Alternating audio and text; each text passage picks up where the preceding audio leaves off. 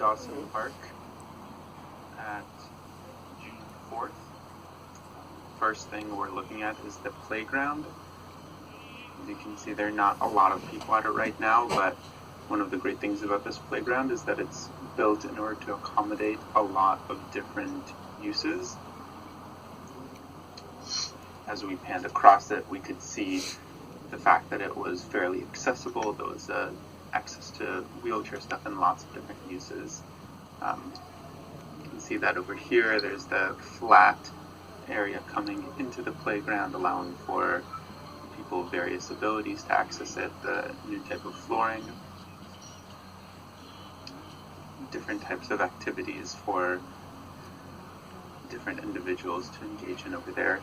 The basketball courts are empty right now, but I have seen them being used before.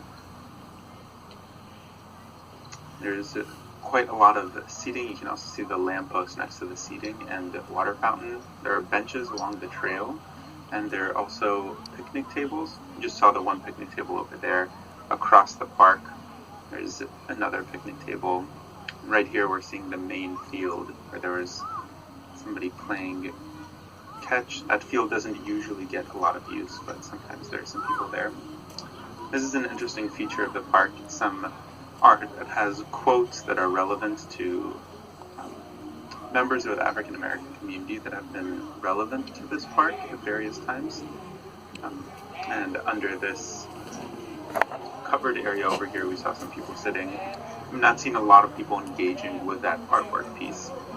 This area right here, back here, is the picnic. That's where people tend to gather the most. There are lots of different picnic tables over there, and right now some of them are empty, but those tend to get a lot of use. Some more benches, and you can see the lighting over here, which is important for other parts of the year when it gets dark out a lot sooner. People oftentimes stay here until the evening time, which I've seen when I've come past at different times. A lot of grass in this area that oftentimes gets filled up as people are milling around and walking around next to these sort of picnic tables where they're sitting. And you can see here in the background the parking. It's a little bit hard to see with the glare, but it's where a lot of people park their cars. This gazebo is kind of its own little covered structure in the corner that attracts some of the other folks that come into the park. It also has some historic significance. It used to belong to a building that was torn down for the hospital expansion that never happened. And as I'm walking along, you can see that I'm walking along a loop of a trail.